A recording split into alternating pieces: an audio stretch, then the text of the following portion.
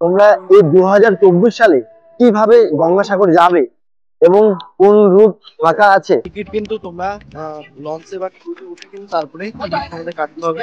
এখানে হয়তো রেটটা একটু বেশি, মাত্র 40 টাকা। এখানে 40 টাকা হলেও কিন্তু তোমরা খুব সুন্দরভাবে বসে যেতে পারছো, তোমাদের রোদ লাগবে না, কিছুই না। এখানে আরো একটা প্লাস পয়েন্ট হলো জোয়ার ভাটা নেই, যেটা তোমাদেরকে বারবার করে বলছি। বিশ্বমাতা লঞ্চ মাত্র 40 টাকার বিনিময়ে আমরা টিকিট নিয়ে নিয়েছি। আরো একটা ইনফরমেশন তোমাদেরকে জানিয়ে দিচ্ছি, এই যে এখানে যে জেটিগুলো আছে, এই জেটিগুলো কিন্তু মেলার সময় 24 ঘন্টা সার্ভিস দেবে। তোমরা যদি কেউ এই হোটেলে থাকতে চাও, তাহলে এই হোটেলের প্রাইসটা কিন্তু মাত্র 1500 টাকা। এটা তোমরা যদি কেউ মেলার সময় আসো, তাও কিন্তু 1500 টাকায় পাবে। এখন আমরা আছি ভারত সেবাশ্রম সঙ্গে, যেই কথাটা তোমরা সবাই জানো, এখানে একদম অল্প খরচে।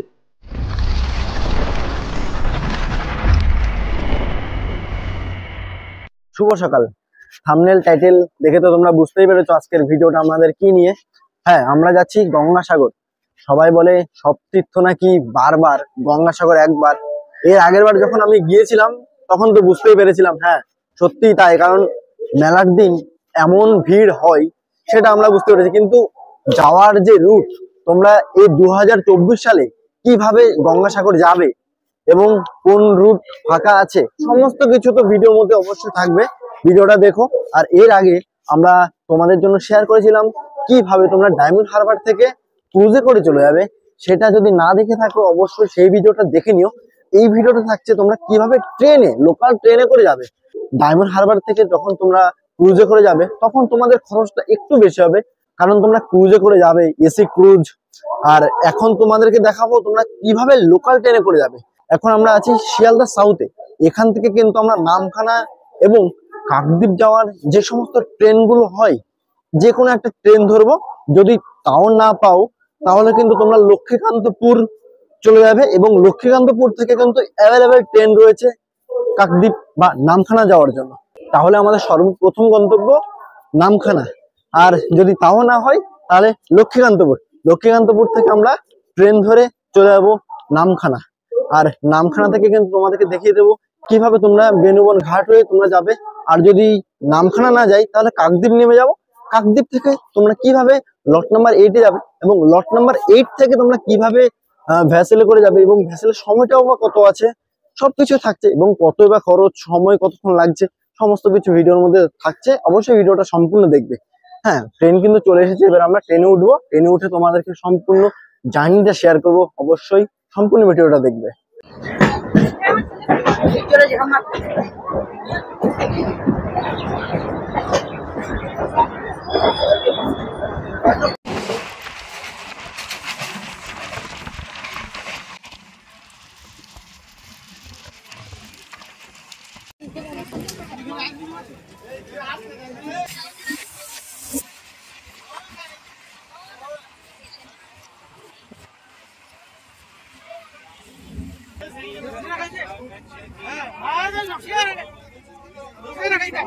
নামখানা রেল স্টেশনের 1 নম্বর প্ল্যাটফর্মে চলে এসেছি।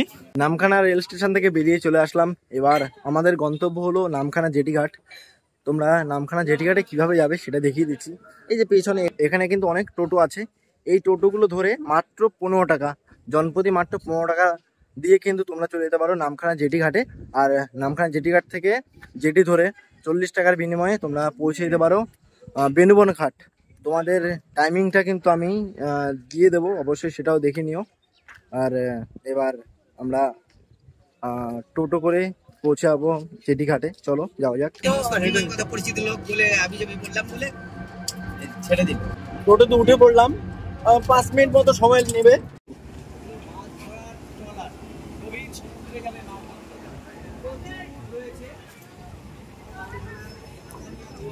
এই ব্রিজটাকে রং করছে, কারণ আর কয়েকদিন পরে কিন্তু গঙ্গাসাগরের মেলা, তখন কিন্তু বেশ ভিড় জমবে। সকাল 5:45 থেকে কিন্তু পরিষেবা শুরু হচ্ছে। এটা কিন্তু বেনুবন থেকে।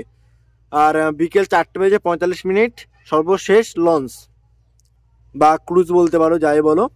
এবার নামখানা থেকে যদি দেখি, নামখানা থেকেও কিন্তু সময়ের চারটা কিন্তু এখানে দেওয়া আছে। আর এটা কিন্তু কোনো জোয়ার ভাটার সিস্টেম নেই, যার জন্য কিন্তু সময় তালিকাটা ফিক্সড। যেটি কিন্তু চলে এসেছে। সব লোক নেমে গেছে, এবার আমরা কিন্তু এখানে উঠে পড়বো। টিকিটের ব্যাপারটা তোমাকে জানিয়ে দিই, টিকিট কিন্তু তোমরা লঞ্চে বা ক্রুজে উঠে কিন্তু তারপরে টিকিট তোমাদের কাটতে হবে। এখানে আগে থেকে টিকিট কাটার কোনো সিস্টেম নেই। এই যে এটা বিশ্বমাতা, এখানে হয়তো রেটটা একটু বেশি, মাত্র 40 টাকা, ওখানে কিন্তু 9 টাকা। এখানে 40 টাকা হলেও কিন্তু তোমরা খুব সুন্দরভাবে বসে যেতে পারছো, তোমাদের রোদ লাগবে না, কিছুই না, খুব ব্যবস্থাটা বেশ ভালো। আর এখানে আরো একটা প্লাস পয়েন্ট হলো জোয়ার ভাটা নেই, যেটা তোমাদেরকে বারবার করে বলছি, জোয়ার ভাটা নেই। যে সময়টা তোমাদেরকে দেখিয়েছিলাম সেই সময় অনুসারে কিন্তু এখানে এই জেটিগুলো চলাচল করে। আরো একটা ইনফরমেশন তোমাদেরকে জানিয়ে দিচ্ছি, এই যে এখানে যে জেটিগুলো আছে, এই জেটিগুলো কিন্তু মেলার সময় 24 ঘন্টা সার্ভিস দেবে। এখন হয়তো 6-7টা লঞ্চ চলাচল করে।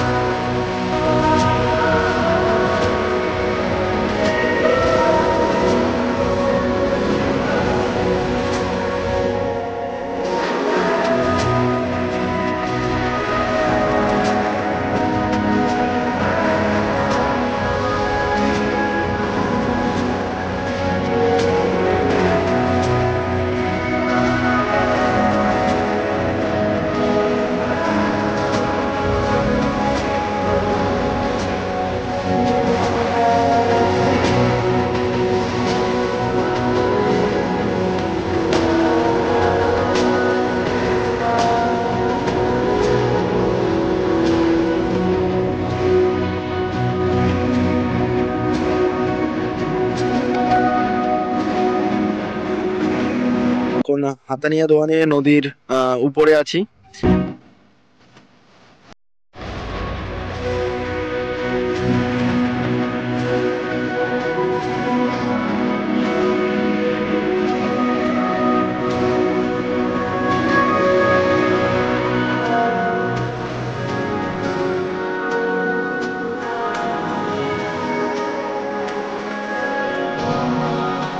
এই যে গুলগুল পাখিগুলো দেখতে পাচ্ছো, আমাদের এই জেটির সর্বোচ্চ গতি 15 থেকে 20। এর মানে বোঝা যায় এই পাখিগুলোর গতিও কিন্তু 25 থেকে 28 কিলোমিটার প্রতি ঘন্টায়।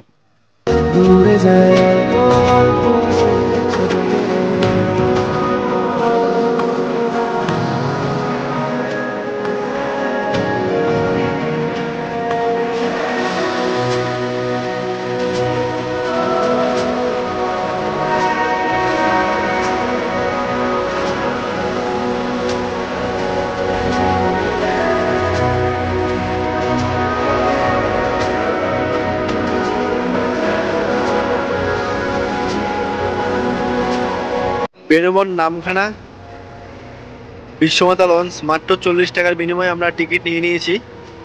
আর এই টিকিটটা কিন্তু নামিবার সময় দেখাতে হবে। এই যে এটা, এই দ্বীপটা দেখতে পাচ্ছ, এটা হলো মিনন দ্বীপ। এই যে এটা হলো কাকড়ামারি ফরেস্ট। আমরা এখন হুগলি নদী দিয়ে পারাপার করছি। এই দূরে যে দ্বীপটা দেখতে পাচ্ছ, এটা হলো মৌসুমী দ্বীপ।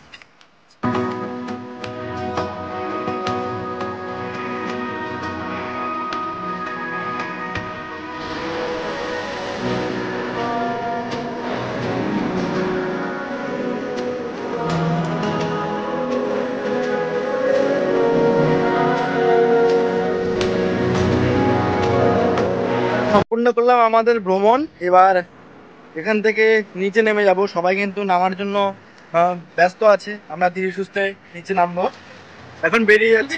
যাওয়ার পথে অবশ্যই তোমাদের টিকিটটা যাওয়ার পথে অবশ্যই তোমাদের টিকিটটা দেখিয়ে তারপরে বেরোবে। আর না হলে কিন্তু যদি টিকিটটা ফেলে দাও তাহলে নতুন করে কিন্তু আবার এখানে তোমাদের ফাইন দিতে হবে। আর এখানে কিন্তু পরিষেবার জন্য অনেক ম্যাজিক, টোটো, অটো অনেক কিছু কিন্তু তোমরা পেয়ে যাবে। এখানে দেখতে পাচ্ছি আমরা, এটা আমাদের অটো। এটা কিন্তু তোমরা যদি রিজার্ভ করো তাহলে কিন্তু 350 টাকা, আর যদি শেয়ারিং ভাবে যাও তাহলে কিন্তু 60 টাকার বিনিময়ে তোমরা পৌঁছে যেতে পারো।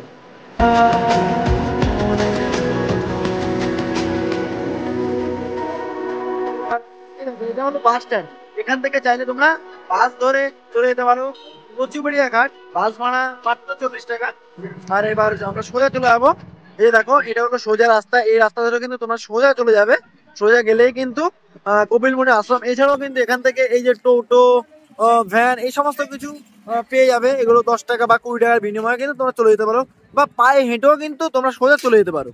বাস থেকে নামলে কিন্তু যদি থাকার জন্য কোনো ব্যবস্থা খুঁজতে চাও, এই দেখো এখানে লেখাই আছে স্বর্গ আশ্রম, অর্থাৎ এখানে কিন্তু তোমরা চাইলে থাকতে পারো। ওই যে সামনে থেকে চলে আসলাম, অর্থাৎ পায়ে হেঁটে আমাদের মোটামুটি 4 মিনিট মতো লাগলো, 3-4 মিনিট। এই দেখো এখানে আসলে কিন্তু দেওয়া আছে কপিলমুনি টেম্পল, অর্থাৎ অ্যারো চিহ্ন দিয়ে দেখানো আছে রাইট সাইড। এখন আমরা সোজা চলে যাবো। আর সোজা গেলে কিন্তু বেশিটা না, জাস্ট কিছুটা সামনে আশ্রম আমরা দেখতে পাবো। তোমাদেরকে দেখিয়ে তো দিয়েছিলাম তোমরা কিভাবে এই কপিলমুনির আশ্রমে আসবে। এবার সর্বপ্রথম যে কাজ সেটা হলো হোটেল নেওয়া। হোটেল কোথায় নেবে? একদম ভারত সেবাশ্রম সংঘের ঠিক সামনে দাঁড়িয়ে আছি। এখানে চাইলে তোমরা একদম কম খরচে, অর্থাৎ অল্প বাজেটের মধ্যে কিন্তু রুম পেয়ে যাবে। এছাড়াও কিন্তু আরো অনেক হোটেল রয়েছে। আর কোথায় খাওয়া দাওয়া করবে, সেই খাওয়া দাওয়া করার জন্য দেখিয়ে দিচ্ছি জায়গা। ভারত সেবাশ্রমের ঠিক অপোজিট সাইডে মা কল্পনা হিন্দু হোটেল, এখানে তোমরা খাওয়া দাওয়া করতে পারো। চলো আমরা ভিতরে প্রবেশ করছি। আর এদিকে কিন্তু মন্দির রোড, এটা ভারত সেবাশ্রম সংঘ। আর সামনে কিন্তু হলো মেন রোড। এখানে আলু ভাজা, সোয়াবিনের তরকারি, ডাল আর ভাত, এতটা কোয়ান্টিটি। খাওয়া দাওয়া তো বেশ ভালোই হলো। আচ্ছা, এখানে আপনাদের রেট কত কি আছে? সবজি ভাত কত? 50 টাকা।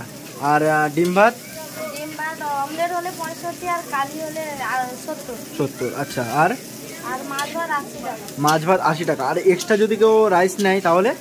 এক বাটি ভাত, ডাল তরকারি দিয়ে 5 টাকা। ও, এক বাটি ভাত, ডাল, তরকারি সমস্ত কিছু দিয়ে 5 টাকা, তাই তো? এখন আমরা আছি ভারত সেবাশ্রম সঙ্গে। যেই কথাটা তোমরা সবাই জানো, এখানে একদম অল্প খরচে, মানে তোমরা নিজেরা যা দেবে সেই খরচে কিন্তু তোমরা রুম পেয়ে যাবে। তো এর জন্য কিন্তু ভারত সেবাশ্রম সঙ্গে চলে আসলাম।